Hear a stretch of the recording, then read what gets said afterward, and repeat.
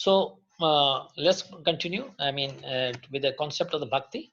Now, at this point, I would like to stop for some time and just ask all of you that if you have a paper or a pen just to write something, or you just think about it, you just think about it. Generally, not now, just because now you're in the program and you're listening about Krishna.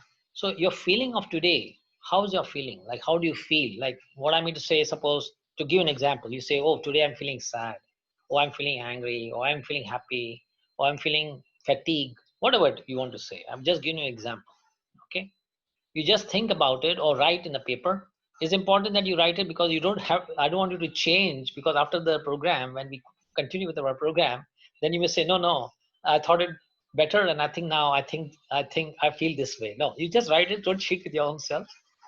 Okay, so is it possible that you people write it down, and I give you just half a minute or one, just so that you can just write down? Eh?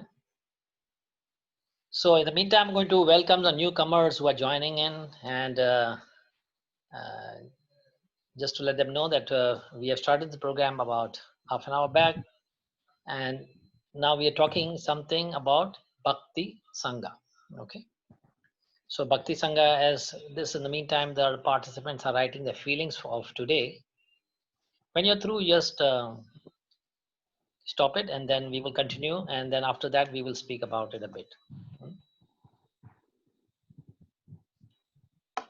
So I think Mahadev, you have some problem, Mahadev, that I don't see your microphone on, and I don't see Prabhuji, Narayan Prabhu, can you call Mahadev and find out, is he following? Is he listening?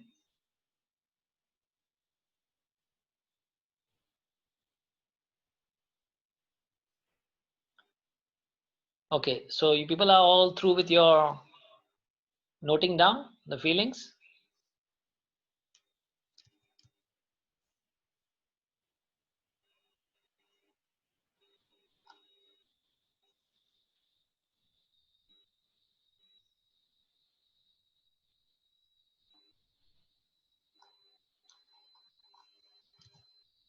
Okay, now let's continue.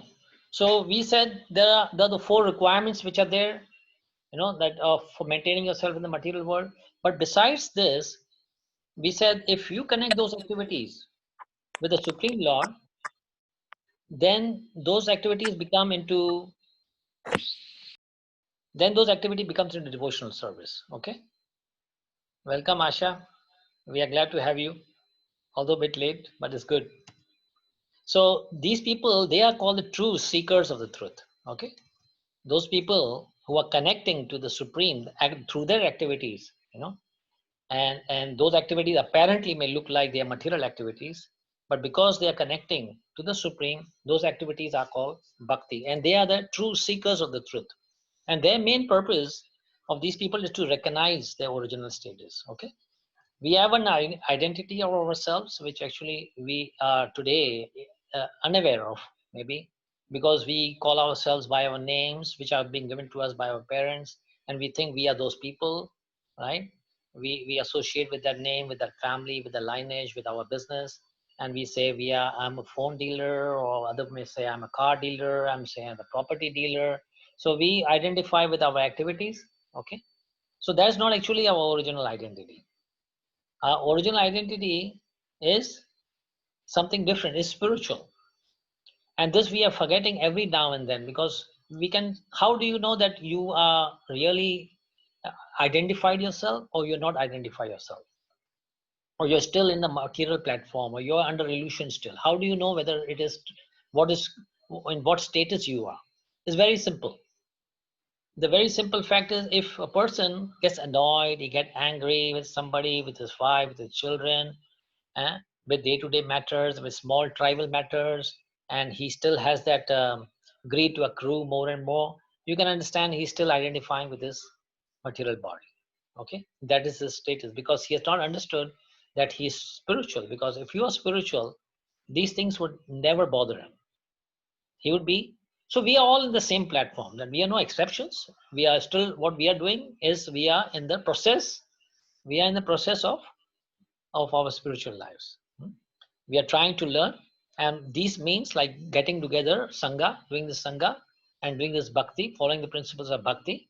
So we are trying to learn and remind ourselves. Yeah, we have to keep on practicing again and again, again and again. Hmm? Uh, Ananda, you need to say something? No, so by mistake. Okay. Okay. So we need to say, we need to remind ourselves again and again, and sometimes, to some degree or the other, we will be improving our lives to some degree or other.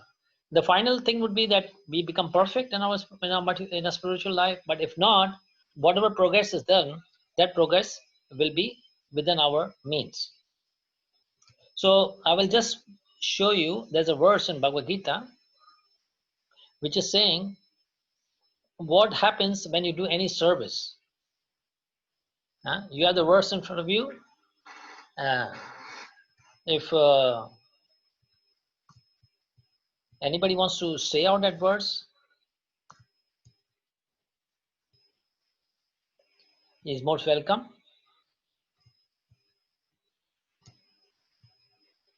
Just have to unmute yourself and read it out.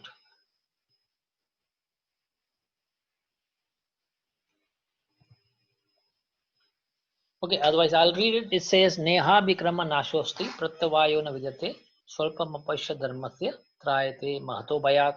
So in this endeavor means endeavor towards your devotional service, there is no loss or diminution. Sorry, Yogita, I didn't see your hand raised before. If you want to read it, you can read it out. Yogita, you can unmute and read it. नेहाभिकर्मणासु अस्ति प्रत्यवायो न विद्यते स्वल्पम् अपि अस्य धर्मस्य त्रायते Mahato भयत्. In this endeavor, there is no loss or diminution, and a little advancement on this path can protect one from the most dangerous type of fear. Very good. Yogita, I must say, you have a very sweet voice, and your pronunciation is so perfect. I mean, you sing so nicely. It looks like you have got a good practice of it, right? Yogita, have you disconnected?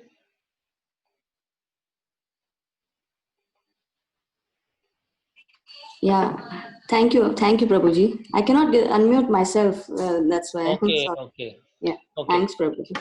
Okay, good. All So we see that it says here, Krishna is very saying that in this endeavor means in this devotional service, there's no loss. Like whatever you do, like in the material world, usually whatever gains you get, those gains are temporary gains. They will be with you as long as you can, like your destiny has it in store for you.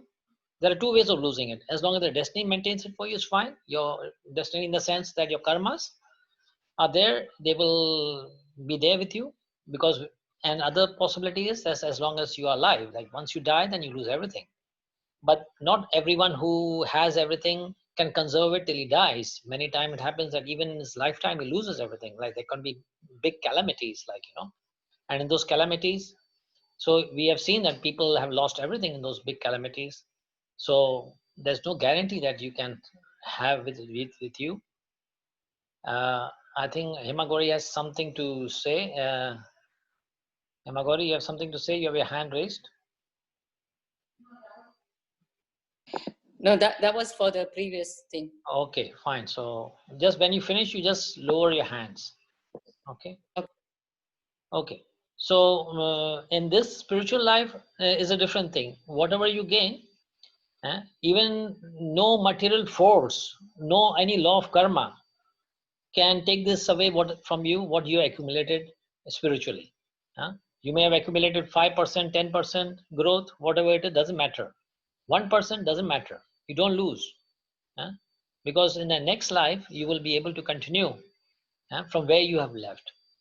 We have seen so many cases of so many devotees, so many small children of devotees, how perfectly they are. They integrate into the society of this of our Vaishnavism with such a grace and qualities that we are amazed at how can a small child like this could do it. So do we need more proofs to say that this has come from his previous life? I mean, how, like, he has been doted with these qualities right from his birth. That means it has to be understood that it's coming from a continuation. You don't need scientific proofs for that. Only scientists, because atheists, they need proofs. They ask for proofs. Oh, how do we know, like, whether this is true or whether it's wrong? You know, what are the proofs? Well, proofs are there. You can see it from the results. How do you know if the mango is sweet? When you see a person enjoying the mango and he's asking for another mango and a third mango and the fourth mango, is because it's a sweet mango. You don't have to be given a taste of that mango for you to know that it is sweet or it's not sweet. You can see the others enjoying it, so it must be a good mango. The same way when we are seeing the results coming from the childhood, like people taking, like so many Westerners have taken to Krishna consciousness. uh, and there are other Indians who are not taking to Krishna consciousness. So we have both kind of people. Westerners taking to it, not all of them, but some are taking to it when they are taking it so seriously. So we have to understand that we are not this body, and we are coming from the previous lives, and from the previous life we are bringing with us those qualifications, those qualities with us. No. Okay. Now I will. We are here. I'm seeing that. Are you ready to do some activity with me? Just nod your heads. Maybe, yeah, because it's so that you, I know you cannot say. So we will make it like so that you get interactive a bit. Okay, now we are here is about 4, 8, 12, 13 of you. Okay, so I will divide 13 of you into 4 rooms. Okay, now in those 4 rooms that you'll be like, say, 12, 4, 4, 8, 4, 12, no, 3, 3, 9, 3, 3 people, and one room there'll be 4 people. Okay. Now, those feelings which you got, remember you wrote those feelings that you're feeling today, how you're feeling today. You discuss among yourselves. Okay, you discuss among yourselves. Be frank, don't worry. We are among devotees. Okay, whatever is you feel, what you've written, you can share it, and try to work out that in what of those categories. Like we remember, we talk about 4 groups of material existence: dharma, artha, kama, and moksha. Okay, so which category those feeling of yours are falling into? And if they are not falling in any of them, also you can say not falling in any of them, and then we will see. Okay. And finally, do you have made any effort to change those feelings of yours? If they are good, you don't have to change them. If they are not good, then maybe you have to change them. And what is the solution that you have thought about? Okay. So these are things you discuss among. I'll give you, like, let's say how many minutes you need. If you are 3 of you, let's say if you give 2 minutes to each person to speak, 6 minutes is okay for you for this. So okay, so I will start making the room. Okay, so we said there'll be 4 rooms. Okay, and let's say it's like 1848. That's 50, 55. Let's say 1855. You'll be given 60 seconds notification to abandon the room. Okay, but if you have finished earlier among you, there has to be one, like, person who's a leader of your group, who's going to later explain to the rest of us. Okay, the general comments of your people. Okay, and then you can speak. But if you finish earlier, you can come out of the room. So I'm going to, it's actually automatically, so we don't know who's going to join with whom, but whatever you people join, you speak among yourselves. Okay, okay, when I open the rooms, you have to join in. It will say on your screen, join the breakfast room, so you join in. Okay,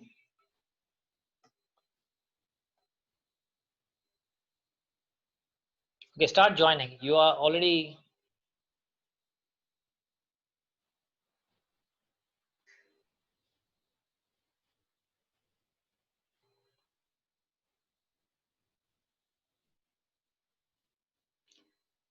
In the breakfast room 1, nobody is joining. Yogita has joined. Ananda, you have to join.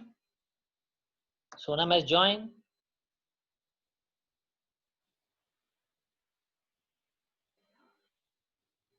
Those who have joined can start speaking. In breakfast, room number 3, Sangeeta, you have to join with Narayan and Mahadev.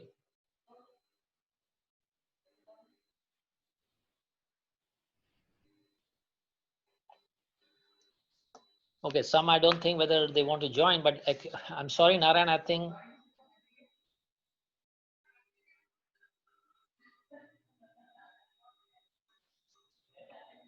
Narayan Prabhu, I think there's nobody to join with you, so we will do together.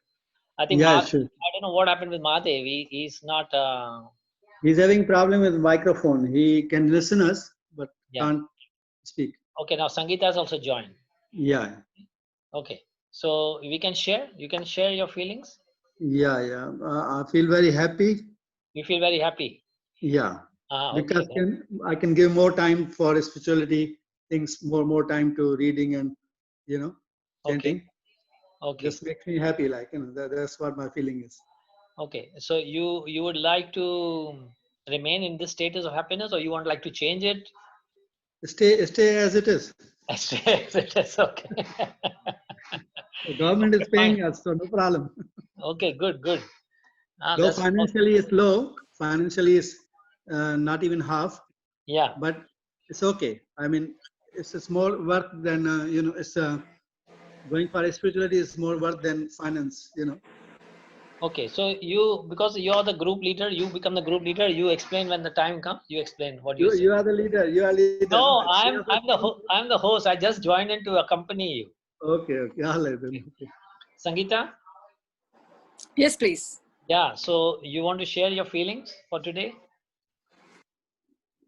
Feeling I like to join. I mean, I enjoy the talks and all, but to ask the question is very difficult to come in my mind to ask. Yeah, but I enjoy the talk. Yeah, but what are your general feeling for today? Like this period of this, let's say lockdown, which is going on. Are you feeling happy? You're sad? You're frustrated? You're tired? What are you feeling? One way, if you go to see, it's given us more time for spiritual life.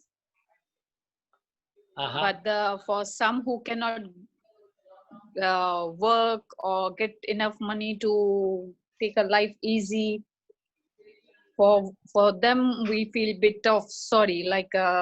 I knew some of them who have really lost their connection with the family, connection with the business. Sangeeta, just a second. I have to leave this room. The person who I know personally, he have lost 8 kilos, which is very bad. Okay.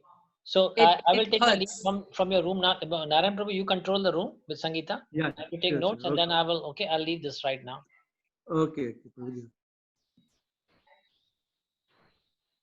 Okay, so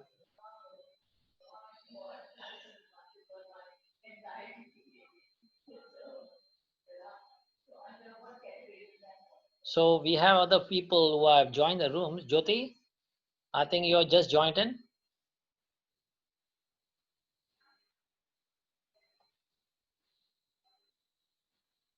Hare Krishna, Jyoti, can you hear me?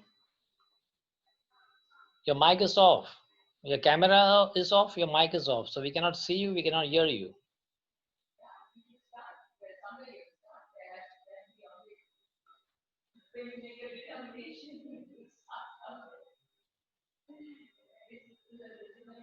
I wrote something. How is everything? You were saying, and I was keep on writing. Hare Krishna, Prabhuji. Hare Krishna. Prabhuji. Yeah. So I just joined to see whether you people are doing good. So Yeah. Who's the leader of your group? Who's going to be the leader to speak? Prabhuji is the leader. Okay.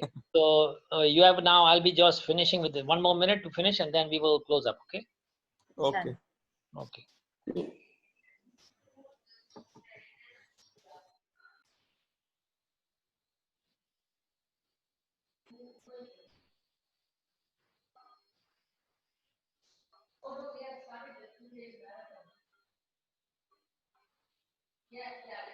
You would connect it to. How's things going in your room? Everything fine? Haribo. I just joined to Yes, see. we still discussing. How much time do you need more so that we can? I think about 59 seconds more. Okay, good. Okay, good. You can continue. Okay. Only 59. Okay. But what about you, Gansham? What did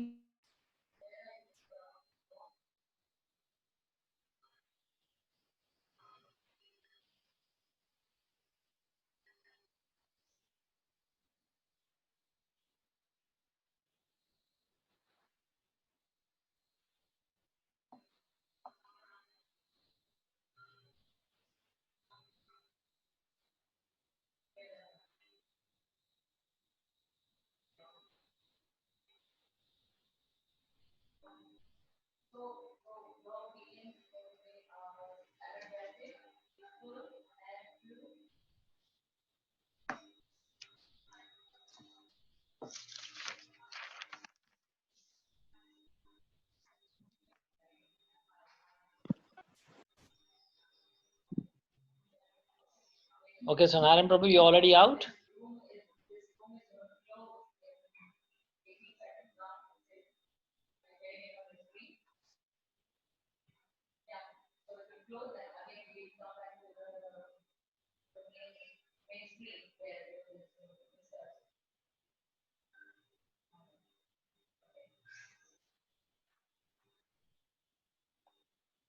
Speaking now with Vinod Prabhu. Okay, so we are back.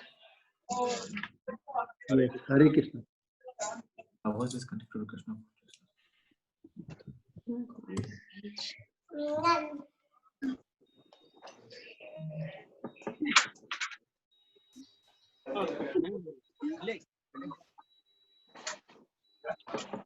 Okay, so now can we start from the group number 1? Let's say who was in charge of the group 1?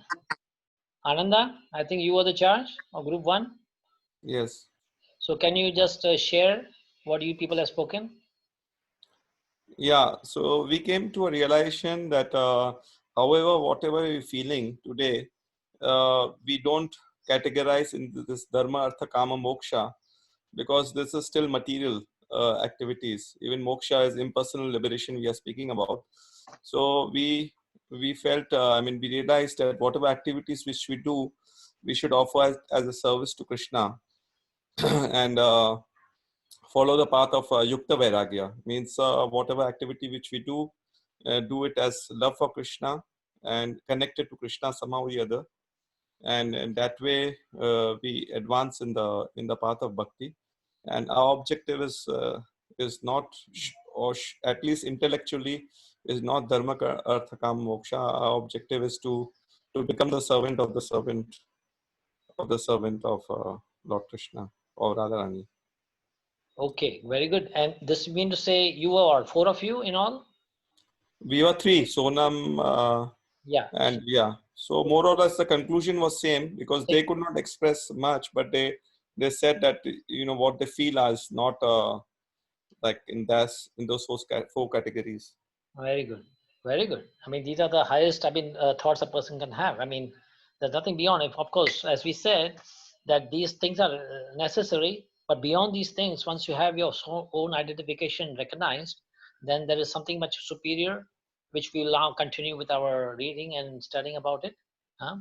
So good. So one thing we can say that none of them ever in those 4 concepts, and all what your thoughts were regarding is something superior connected to bhakti, right? Let's say, okay, connected to bhakti. Okay, so now group 2, group 2, who was in charge of group 2? Narayan Prasad, maybe?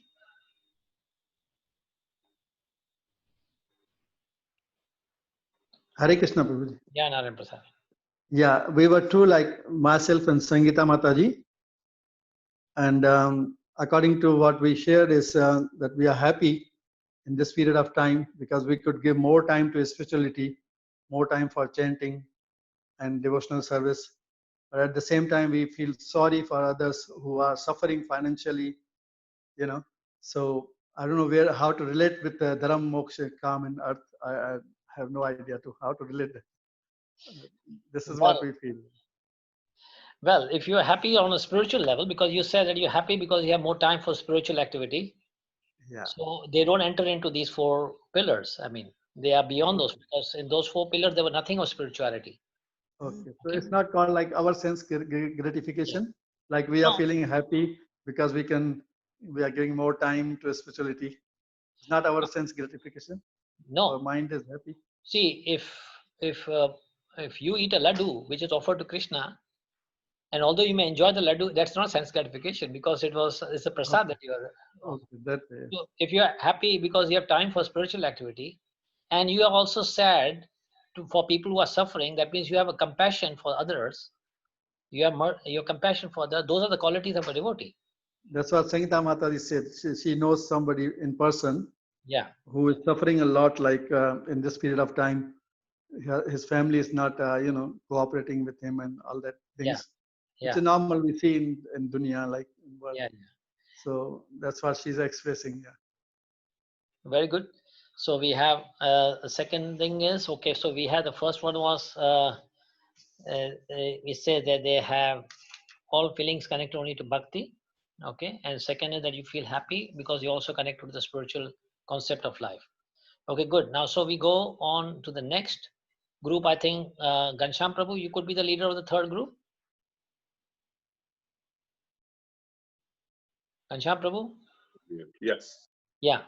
So can you Yes. share? Hare Krishna, Prabhuji. Yeah, well, in my group was Asha and Nitai Prasad Prabhuji, and also Tulsi. And we come to the conclusion that we were three of us. We started our day like every other day. Today, Nitya Prasad Prabhuji, he said that he was very much excited about this meeting. That was additional thing, but we are feeling happy and blissful. Why? Because we are still alive and we have possibility to do what we were doing before and to be able to do more for our benefit of spiritual life.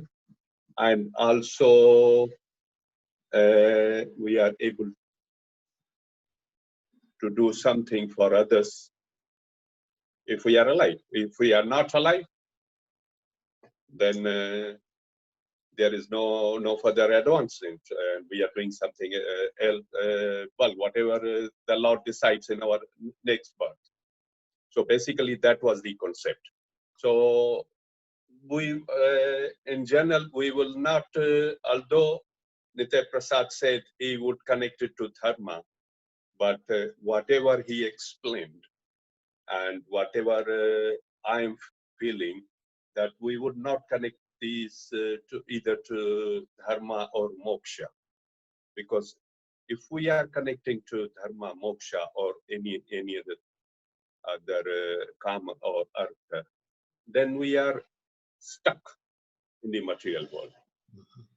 Okay, we are stuck in the material world, but we want to come out of our main aim and main goal is to come out of the material world. While living in the material world, whatever spiritual activity we are doing, we don't know at what pace the progress is. The Lord Almighty knows, but that is our aim. Good. Very good. I mean, I really appreciate your feelings of all of your four of you, and they are very positive in the sense. I mean, those feelings could be perfectly dharma. They could also be perfectly liberation. Could also be perfectly bhakti. They could be all, because they're all at least positive. Huh? They're Yes. all positive. And even when we said before that even if it was artha, it doesn't matter. But if the artha you applied for Krishna, it doesn't becomes artha in the material sense. So there's a trick. Always you can, of course, but you have to be. The thing is, earth usually has the more inclination when I mean the actual power of earth is this more inclination to the downwards than the upwards. I know there's a risk factor there, no doubt. Yeah, But still, if you are equipped with knowledge and you're determined, yes, then you can do it. There are many people who are dedicating to it, because even temples, how we say, temples also need money to function. I mean, temple cannot function without money. No, like today we are seeing the crisis time. Many temples are suffering. I mean, money is good if it's really invested. I mean, at the moment it is said that there is a lot of money in the world, but it's not properly distributed. Yes. So no one should suffer. In fact, exactly. Not. I mean, these are the crisis time, but the crisis can be finished by the if all these billionaires they come up, look, 30 billion from me or 50 billions for me, and all that crisis can be finished in a blink of a second. Yes, that's true. So anyway, the point is that you have worked yourself out and you found that activities which are good, which are not good, and which are favorable to bhakti, at least you have found. And there's one more group we have to consult. I think Himagori, you were in the other group. Wait, you have to unmute. Yeah. Yeah. Yes, yes. I was with Meena. Meena could not come on video because some technical problem. Anyway, so she was saying that she is feeling very spiritually energetic and very peaceful and very enlightened in the sense because of this lockdown period. She's in UK, by the way. So because of this lockdown period, she's getting more time, and also because there have been a lot of conferences and programs going on Facebook and Zoom and etc. So today only she was listening to the Bhagavatam, ongoing Bhagavatam, which is for 2 days continuously. So she's very inspired to read Bhagavatam, start reading all the cantos of Bhagavatam. So right now her emotions were that she's feeling very spiritually inclined. And I told her that, yeah, also, which is, both our feelings are not in any of those 4 categories of dharma, artha, and kama and moksha. It's towards bhakti mainly. Okay, very good. I mean, so we see overall, we are saying that people are more in the tendency of spirituality. Maybe could be also one of the reasons because of this corona, the pandemic, which has helped people to become like today. I was reading something, of course, is bit just to make it a lighter aspect of it. That virus is speaking to Krishna, and virus is telling Krishna, Krishna, I made all your temples close down. You know that I'm such a tiny insect, and I mean tiny body, and I made it close down. And Krishna is saying, you're wrong. I made every home into a temple now. You see, before it was only temples, now every home has become into a temple. So that we see that everyone is taking more to spiritual life, and it is actually a blessing, of course, seen from the angle of a devotee, logically. If it is seen from materialistic, because they were suffering for not being able to satisfy their desires and their senses, so naturally they had to suffer. But a devotee, he really has made a good use of it. Okay, now it is now actually 1908, it's 7:08. I don't know whether you want to continue a bit more and finish it off whatever is left, or you want to, because it's Saturday evening, I understand people have to go out sometime maybe. We can continue the next program. Whatever you people say, I mean, I'm open. Okay, so, I mean, or rather, let's say one way, we do one thing. Who wants to, who don't want to continue, who don't want to, cannot continue, raise your hands. Rather than saying who want to continue, raise your hands. Who don't want to continue, raise your hands. You know, there is, okay, Yogita, I think you have a problem. You want to, wait, I'll unmute you. Yeah, I want to continue. I want this class to be continued. Yeah. Okay. Because you were asking both the questions at the same time, raise the hand. Yeah, because I saw there will be many who want to continue. So I said better who don't want to continue, they raise a hand. Continue every weekend if possible. Yeah. Okay, so good. So we will continue a bit more, and then I have a question. I have a small question later after we'll ask. First. Okay. I'll just finish it off whatever little is left, and then we will continue. Then we'll ask the question and comment. Okay, so fine. Now we continue. Like we will see like this now. The concept of bhakti we were talking about is so important. Actually, all if you will see when I was talking about Vedas, having so much of knowledge of everything, but the final aim of all the Vedas is that finally you become into a devotee. They somehow or the other, they will, in whichever level you are, you know, a ladder. For example, yoga is sort of a ladder, okay? And in ladder there are rungs, there are like steps, you can say, no? And each rung is a step towards the higher goal. Naturally, you cannot climb the ladder at one go, right? You have to go step by step or rung by rung, and each rung is representing a progress towards a final goal. So you can say the lower rung, for example, is karma yoga. So Karma yoga is one of the yoga system of yoga reaching the Supreme Lord. And what does karma yoga consist of? That you do your karmas, nobody's stopping you. You're a family man, you're Brahmin or you're Kshatriya, you could be anyone. But you could contribute, you can make it into a yoga. How? By connecting this activity to Krishna. Businessman, they will provide some percentage of the income to the temples or for cow protection or for the Brahmanas. Kshatriyas will protect the Brahmanas. So this way you see brahmacharis are dedicated to the service of Krishna. So this way, one way or the other, they are contributing towards, although they are karma yogis, but they're contributing towards the spiritual life. Okay, that's one aspect. Then we have the jnana aspect. So there's a second rung. So jnana, it will help you to focus yourself towards that goal, because otherwise you're actually lost. It's like when you're in the jungle, you're practically lost, you don't know where to go. So when you have the gyan and also you do some service, so now you're doing gyan with some, you're doing service with some knowledge added to it. So it is karma and bhakti together. Karma bhakti, you can say. So you will do nishkam bhakti or nishkam karma. Nishkam karma means karma but with knowledge, and the knowledge is that you don't do it for your own benefit. Okay, uh, so you're doing it with the higher goal, because see, knowledge, everybody has knowledge. When you have to maintain your family, you don't have to be told that you have to go out and work, you have to do business, or you have to generate money for your family, you have to protect your children. Nobody has to tell you, you know it, right? It comes by itself. But there is another objective, another goal which is superior, which not everyone knows. That this is good what you're doing, but there is something superior, that you do this at the same time you remain connected with the divine goal.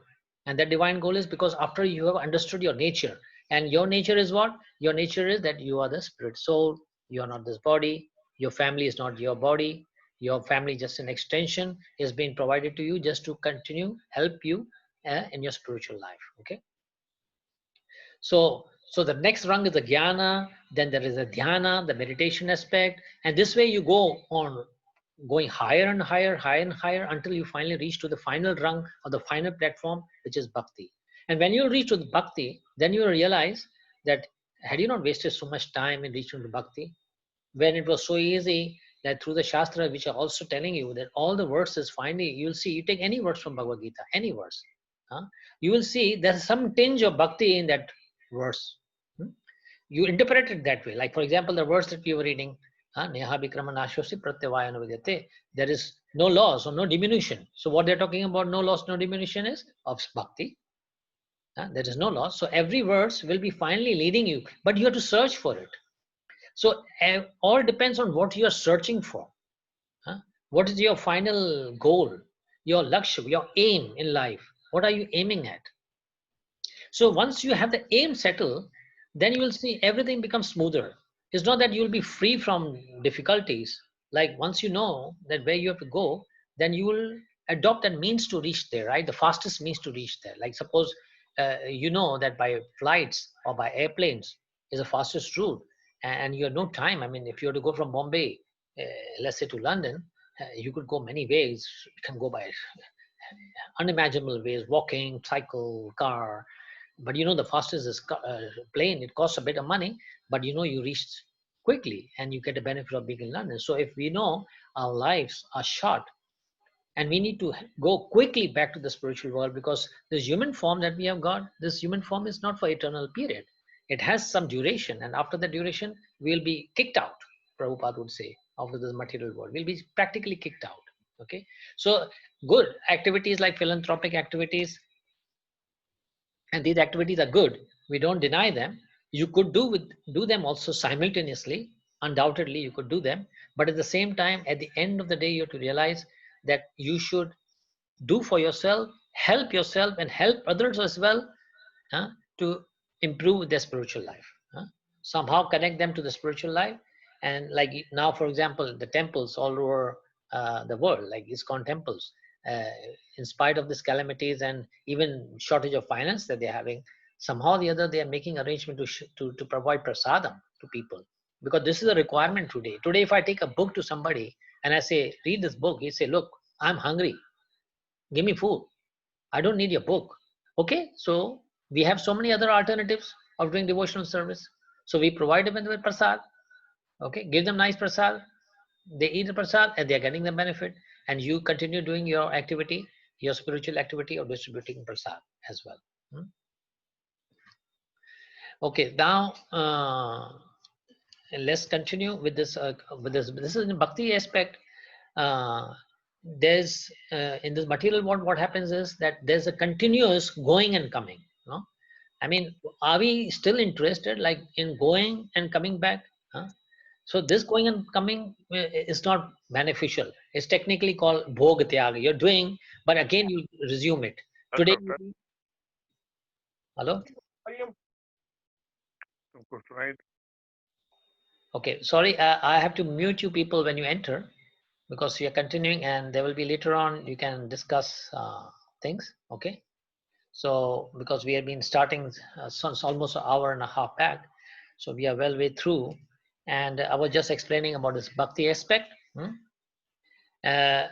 So the purpose of a human living entity is there's a continuously change going on between being happy and also at the same time we are suffering because we are not recognizing our original identity. So this sukha or this happiness that is we are talking about is chapala.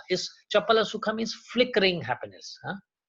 The ordinary man who's working very hard for the comfort of his family and he relishes some kind of mellow. It's not that there's no pleasure. When a person feels himself successful, that he has made good house, he has given good education to his children, and he has brought them up, got them married, some kind of mellow is there. Mellow means that rasa, that happiness is there. It's not that it's not there, but it's flickering. It will terminate very soon. If it doesn't terminate with destiny, it will terminate at the time of leaving this body. So that time of leaving the body, that death also is actually Krishna. At least the atheist people, if they have no fear of God because they don't believe in God, but they have fear of dying. And that death is God. Krishna says, Mrityu sarvas harasya chaham. So I am the death. So when they fear death, that means they are recognizing God, that they are recognizing someone who's in charge of death, and that is Krishna. But Krishna, God, devotees, what they do, they realize the presence of God in everything. Even in death, they see God. So they are not afraid of death. So they understand that whatever time they dedicate to this life is better instead of dedicating to political, social, and national activities and all, that they should be well protected by dedicating completely. Because Prabhupada said on one occasion, somebody asked him, like, we can cheat Krishna, no? Because Krishna says, Antamant kalacha malameva. So in end of my life, if you remember Krishna, you will go back to Krishna. So I can play my nonsense the whole life, and at the time of death, I will remember Krishna. Prabhupada told him, no, it doesn't work that way. It doesn't work that way. It works that if you're a devotee and you've been keeping on, because see, Krishna says that I am also the source of all intelligence and remembrance and forgetfulness. So if I don't want you to remember me at the time of death, you will not remember me. So it's not that you can cheat him. So if we have been doing our like sadhana as well throughout our lifetime, and because of suffering in the last minute of our lives, because it can happen that we are become victim to certain diseases which enable us, which that doesn't allow us to remember Krishna because of our pains, but Krishna will do the job. Chaitanya Mahaprabhu has come precisely for that, to do that job. He said, I will be in charge to see that you remember me. And if you don't remember it, don't worry. Whatever you've done, it has been registered. Okay. So that's a mood of a devotee. So that bhakti rasa has this mellow.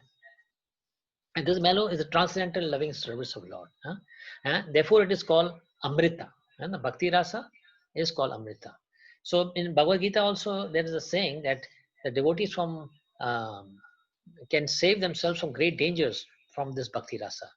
And they don't want to miss this opportunity because this opportunity has been given to us in the human form, and maybe we don't know next life we will get a human form or no. But in Bhagavad Gita, Krishna promises that if you are not able to finish your complete devotional life in this life, you will be given a chance in the next life to continue.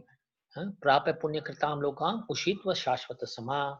In 641, Krishna is saying it very clear that the unsuccessful yogi, after many years of enjoyment on the planet, will be given a birth in the new life, either in the house of a rich man or righteous person or a rich aristocratic person. So he'll be given the opportunity because he's been a proper devotee and he has that mood to continue serving Krishna. So this is what it's actually all about, this bhakti. This whole thing is mentioned about in detail. I would love that you people read a book called Nectar of Devotion. It is written by Rupa Goswami. Rupa Goswami is the greatest, let's say, epitome of bhakti.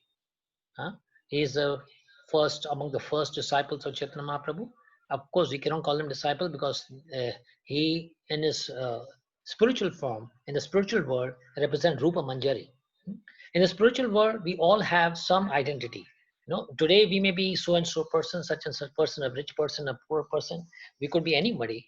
But in the spiritual world, we have some identity which actually is still reserved for us. When we go back to the spiritual world, we'll regain back our spiritual identity.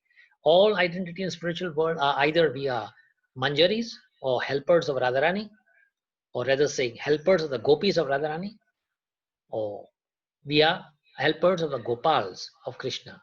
So some connection we have. So that's what we need to regain. Now Rupa Goswami is Rupa Manjari in the spiritual world, so he's not an ordinary soul. So what knowledge he has given us about bhakti, that we have to apply in our material life and get our life successful. But Krishna, what happens if we have a small problem over there? Krishna says that I can give you anything. Material happiness, you ask for me, anything I can give you even liberation. But when it comes to devotion, Krishna is a bit reluctant. Now, why is reluctant? I would like to share this picture with you and see you can understand his reluctance to give devotion to us. Okay, so here we go. You see this picture, it says Bhakta Vatsala, loving devotional service can even conquer Lord Krishna. Now, we cannot even control our senses. Sometimes we are we are attending a class, even like we are in the temple, and we are saying, looking at our watches, that when the program getting over, so I can go and have my, some meals, or I can meet my friends, my family, So we cannot even control our senses. How can we control Krishna? But Krishna says that bhakti is a means to control me, to conquer me. You're seeing in these two pictures how Krishna, the Supreme Personality, you people in the beginning when I asked you the understanding of God, you said that he is a Supreme Personality of Godhead, doted with all the six opulences. Okay, now the same Supreme Personality of Godhead, of one devotee of his, Sudama, he's washing his feet. And with the same water which he washes his feet, he is going to later sprinkle it on himself and on the other queens of his. And on the picture, we see that how he's riding the chariot of Arjuna. He's become a chariot rider. What do you call a chariot rider? A driver. How do you treat a driver in this material world? You don't give him that aspect, this concept of being God or supreme to you. No, you treat him like a driver. So he is being treated like a driver there. And that's the reason he's not so very keen on giving bhakti to everybody. Because he knows once he gives his bhakti, he becomes Bhakta Vatsala. Bhakta Vatsala means being allowed to be conquered by the devotee. So this concept is a concept which is, that's why we see many times that no matter how much we try to be good bhaktas or good devotees, there is something impeding us. Because Krishna at every time is trying to see our sincerity. Our sincerity that we wish to continue, or we are just making a show of it. Okay. So finally, in Srimad Bhagavatam, I'm ending up with this last image. These are words. Now, my proposal is that from next Saturday onwards, we'll be talking from the book of Srimad Bhagavatam purely, because pure Bhagavatam is connected more to bhakti. In Bhagavad Gita, many reciters are talking about Bhagavad Gita, and there are even like we have opened up like Hema Gauri, she has started a group through Facebook, and sending some verses and some questions on those verses, so as to make you read those verses, because it's important. We may listen a lot, but we sometimes don't read as much. So it is good that those questions makes you read, and finally you get a realization, because the ultimate master or the final master is Srila Prabhupada. If Prabhupada is his books, if we read his books, we get all the answers. So we will carry on with Bhagavad Gita through those Facebook media, and through this media we will be doing the Srimad Bhagavatam. Okay, so the verse which today I just wanted to comment, because it was a verse connected to the topic of today. You see, it says in Srimad Bhagavatam 1:26, the supreme occupation, which in brackets is written dharma, for all humanity is that by which men can attain to loving devotional service unto the transcendental Lord. Such devotional service must be unmotivated and uninterrupted to completely satisfy the self. Okay, now I ask any of you to read. Oh, sorry, I think.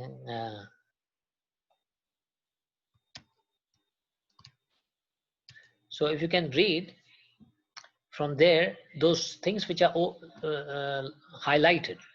Huh? So who would like to read the highlighted words from there? Meena, are you connected with us?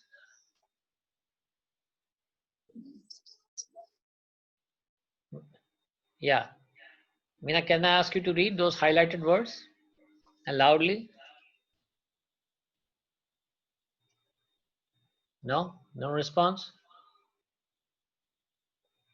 Okay. Can you hear me? Yeah, now we can hear you. Yeah. Okay. Okay. So first of all, very glad to have you with us. I mean, we are privileged to have you in our group. Thank you to inviting me for this. Okay. So what are those highlighted words? I don't understand actually. I can't see. You can't see the words? No. Okay, let me share it again. Maybe it has gone out. Okay, just a minute. Now you can see it's shared on the screen? Yes, now I can see. Yeah, the highlighted verse is. You want me to read the whole verse?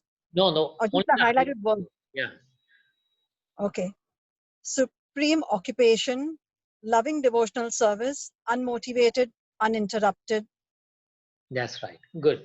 So now let's come to this first concept, which is the supreme occupation, no? Where it says in brackets dharma. Yeah. So that's the dharma that we were talking about before. We said there are 4 concepts in the material world for survival, for our existence: dharma, artha, kama, and moksha. Okay. Yeah. Now, what relation this dharma has with that dharma that we were talking about? I think here I don't know. I'm sorry. I do apologize, but I missed the beginning of this. Okay. I missed all of that. But over here, the supreme occupation dharma means your dharma is to I guess would be a devotional service and spread the word of Krishna consciousness. Well, the highlighted words are telling you everything. The supreme occupation is loving devotional service. Or the next highlighted words are loving devotional service. Okay. Yeah. So and how those loving devotional service should be? Unto the transcendental Lord. How? They should be unmotivated and uninterrupted. Unmotivated, Okay. uninterrupted. Yes. Good. So the supreme occupation, now see, occupation means some duties to perform, right? Like occupation of a grihastha is to maintain his family. Yeah. Occupation of a businessman is to maintain, is to control or have a control of his business, right? The occupation of a president of a country is to control his country, to maintain his country, right? Under crisis, is to maintain. But here he is talking about, Sukadeva Goswami is talking about the supreme occupation. The supreme occupation, that is the real dharma. Like for example, like we say, sugar. What's the real dharma of sugar? To sweeten the... You sweeten. So if the sugar weren't to sweeten into what you add to, so naturally it is not complying with this occupational dharma. You can say, or the original dharma. Yeah. Later on it can be mixed up with something else, but the original dharma always is that it has to maintain the product sweet, right? Mhm. So we never have to forget our original occupation. That is the real understanding of dharma. Dharma, many people understand as religion or morality Mhm. or righteousness, that to be Mhm. good or to be bad, to help people. I mean, that is called dharma. My dharma is to help people. That is fine. All that is concept or let's say branches of the real dharma. Yeah. Those branches are there. They have to be done.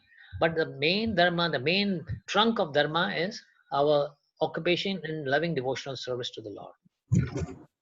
Okay, Mhm. so good, thank you. And now I would ask for some other volunteer to say if they remember any of those concepts that we spoke before, uh, that about devotion, about bhakti, to see whether they have any connection now to what this dharma we are talking about, this dharma, not the other dharma that we were talking about, the material concept.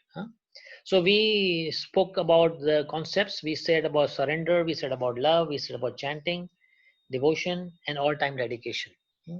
Those are the concepts that we spoke about before.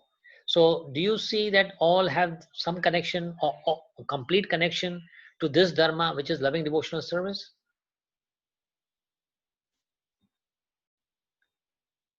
I suppose I should. Uh-huh. Okay, anyway. Well, we see that, yeah. So this dharma, that all the surrender to Krishna, for example, is certainly a supreme occupation. And it is a loving devotional service. Love is a supreme occupation, is a loving devotional service. So this way we'll see all these concepts that we previously said or we mentioned, they are connected to this original occupation.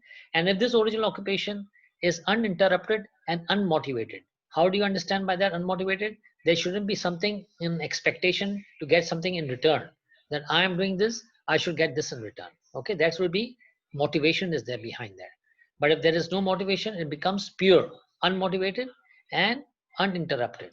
Like how Yogita said in one of those concepts, she said all time dedication. So all time dedication means uninterruption, 24 hours. So this bhakti has to be done in 24 hours. Yeah, you say, okay, in the sleeping time, how can I be doing bhakti? No, you're doing bhakti. If you're sleeping with the consciousness of Krishna, you get up with the consciousness of Krishna, and then the sleeping time will also be considered as a dandavat pranam. It becomes like a pranam that you're doing. Okay, it's like when we go to a temple, what we do, we fall on the floor. No, that's like as good as like lying on the floor. So when you are in Krishna consciousness and when you sleep, because this body also belongs to Krishna, and we have to take care of this body because this body belongs to him. It's like you're a driver of a car and you take care of the car. You can use the car, but you can take care. So you're doing the service. You're not driving because there's no job of driving at that time. Your boss has told you to take it easy and take care of the car. So you're taking care of the cleaning it, oiling it. So you are also complying with your service. The same way, when you're resting the body, because this body belongs to Krishna, you have that concept that it belongs to Krishna. So you'll continue with the Krishna consciousness even when you're sleeping. That's how the understanding goes. That it's not that you're killing your time when you're sleeping. You're still making use of the time. Okay, so I'm going to close with this. Now it's already 7:30. If anybody has any comments or any question, so we will give at least say less 10 minutes to it. You can raise your hands, like not physically. You go there in the participants. You press the participants, and there's an icon of hand raising. Yeah? And you can raise your hands and they come in the order of one. Who has raised it first comes first. Okay, so you have, so okay, for time being we have Yogita who has raised a hand. I'll unmute you, Yogita, so you can tell me now, tell the people. So all Hare can, Krishna Prabhu. Hare Krishna. Yeah, my question is from Bhagavad Gita. It's chapter 10, where Krishna says that of all senses I am the mind. So my question is why our mind is flickering out of control and negative and evil thoughts comes in the mind. Well, you see, mind is not the problem. The problem are the senses. Because what we are connected to, see, like mind of a yogi or mind of a devotee is not an enemy, because mind is a great enemy, but also when it is a good friend, is the best of the friends. In the 6th chapter, Krishna is saying that mind can be the biggest enemy or can be the greatest of your friend. Huh? So when the mind is controlled and it is dedicated to Krishna, it actually can get you a liberation in one lifetime. Krishna would say, or Prabhupada would say, what even one lifetime? If you are so concentrated, in a question of seconds, you will be connected to Krishna. So mind has a speed to connect you to Krishna in a second. If it was not mind, just imagine if we were to depend on any other element of our body to become Krishna conscious, it would take ages, because there's nothing is more speedier than mind. You know, so mind is an important instrument. The very fact you will see, like you sit down in meditation and you just think about Krishna in Goloka, and you already transported to Goloka, right? What yogis cannot achieve through meditation on impersonal aspect of Krishna, devotee can achieve just by offering something to Krishna with love. You know, there's a story of how, like a poor Brahmin, he wanted to offer something very opulent to Krishna. So but he had no means to do it because he was poor. So Chaitanya Mahaprabhu told him, you can do it mentally.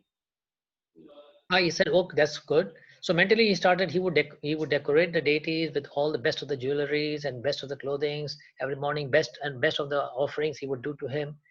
So that way went on and on. One day he made a nice kheer for Krishna, and he didn't know that the kheer was very hot, or was it okay for offering to Krishna. You see, his consciousness was so much that he was even worried about whether it was hot. Others would say, oh, they are just figures, they're idols. What does it matter if they is cold or it's hot, right? But he didn't consider them as idols or figures. He knew they were deities, they were proper Krishna. So he just put his finger in that kheer, and immediately his finger burned, and he got up from his sleep. He was actually asleep. So in his sleep, he was connected to Krishna. So it is possible to connect to Krishna through the mind. So that's the reason that the mind is very important. I mean, important is because it's the leader of the subtle body. We have like two type of body, the gross body and the subtle body. And the mind is the leader of, say, mind, intelligence, and the ego. Everything depends on the mind. If the mind getting purer, then automatically intelligence is purer, and your ego also getting purer, and you finally, all three concepts, they dissolve, and finally it becomes into a true identity as a servant of God. Otherwise, meantime, the mind is contaminated. As long as it is contaminated, it will contaminate the intelligence, it will contaminate the ego as well. But again, with the three modes of nature, like material nature, like goodness and passion and ignorance, every time, like in the daytime, the mind gets confused with all these modes. So how to deal with that? Like so three modes of. I understood your question, but the thing is, that's the question. The question is devotional life may look easy, but it's not all that easy. Also, we have to put in our efforts. Although the devotional service has made it very easier, like it's not, nobody's asking you to go to the jungles and forest area and start meditating on Krishna, which is also one means of reaching Krishna, but it is the most difficult in our present time of Kali Yuga. But these simple means of just preparing the bhoga for Krishna, or dressing up Krishna, or chanting his name. Well, chanting may sometimes deviate, but just imagine when you're doing some service of dressing up the deities or cleaning the temple of the deity or something. These are so simple. I mean, they don't require, your mind automatically gets absorbed in it. And of course, it's not in our mind, it's not in our hands to control completely the mind. Krishna has to intervene, of course, but that is seen, that will be the mercy of Krishna will come only when our determination and sincerity is there in executing these services. I mean, this is not something new. Many in the past, many devotees have achieved this goal, and just by means of just following these principles of Bhakti Yoga. We have 9 limbs to the Bhakti Yoga: Shravanam, Kirtanam, Smaranam, Padasevana, Archanam, Mandaram, Dasyam. All these, any of these 9, or you can follow all the 9 if you want to keep yourself engaged. So he has made it easy, but also at the same time difficult, because we are dealing with mind, and mind cannot be controlled. It cannot. It has to be conquered. You cannot control the mind. You can conquer the mind by channelizing the mind in different activity. Like mind is like a monkey. It requires something to be done, and it's not that it will refuse. If you give it a different taste, it's like when something is bitter, what do you put? Some sugar coating so that you can start liking it, right? But the what is entering in is for you is beneficial. So same way mind is like that. And the solution to it is continue doing it. Like when you have a disease called what is that called, jaundice, Jaundice. yeah. Yeah. And jaundice is said that you cannot take anything sweet because it tastes bitter. Okay. In jaundice, everything tastes bitter. Even the sweet things taste bitter. But the solution or the remedy to jaundice is taking more sugar. Okay. Yeah. So that's by taking more sugar, your jaundice will go. The same way, mind has no taste for this holy name, no taste for this transcendental activities. Because it's not that it doesn't have, it used to have, but it is now contaminated. No, like when we see who are drunkards and who are meat eaters and all, they don't seem to have taste for the vegetarian food because they have like somehow covered that taste. It's not that taste is not existing, it is there, but it is covered by some other taste. So they have to remove that taste away. So the way of removing is eating more vegetables, eating more sugar. So you take away more sugar you eat, the more your jaundice gets cured. So more you chant, more service you do, more your mind will getting purer and purer. There will come a time your mind will simply refuse. Like I'm sure like many of us like who are here are vegetarians and we're not following the four regular principles. I mean, now when we reject something, it's not because we are imposed or we are forced to reject it. It's because we don't want it. Like even if you're hungry and somebody puts a plate of something like prohibited, like which we are, the prohibitionists are there, we will refuse to take it even if we are hungry, right? Because now we have trained our mind to such degree that it will say, no, no, no, I'm hungry, but not so much as to do this. Yeah. So same way, it will take us time in chanting and reading and all. It will take us the same because we still have not created the taste. But once we get the taste for it, you will see everything functions so smoothly that uh, you become like one with God. I mean, it's not that you're God, but you come to the stage that you're a perfect devotee of God, and you cannot only think of displeasing Krishna at this stage. Like at some time, Prabhupada would say to some people who are smoking, you say, you allowing this small piece of cigarette to be between you and God? You almost made it. You are now next to Krishna. You have done so much already, but you just cannot avoid the small cigarette, which is now obstructing you between you and him. So these things will come. So of course, right time, right thoughts, Krishna helps, right people come in your lives and they will guide you, or they may say something which will strike you and it can change you. You're already a good devotee, but still I understand we all are in the same boat and we are surfing the same turbulent ocean. It's not that ocean for one devotee is different from other, because the ocean is same, is of the material existence, but we are in the boat. We are in the boat and we are striving, we are trying. And the captain is Srila Prabhupada. He will ferry us along safely to the next side. That confidence we have to have, but never be off guard. We never have to lose our determination. Yeah. Okay. Thank you, Prabhuji. Thank you. And any other question?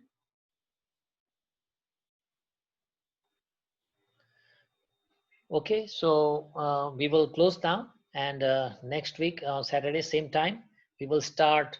Try to be punctual, because if you miss even like 15-20 minutes, a good portion of the Bhagavatam, which is actually the verses, they are very important. The translation of the verses are very important, so we'll be missing those things.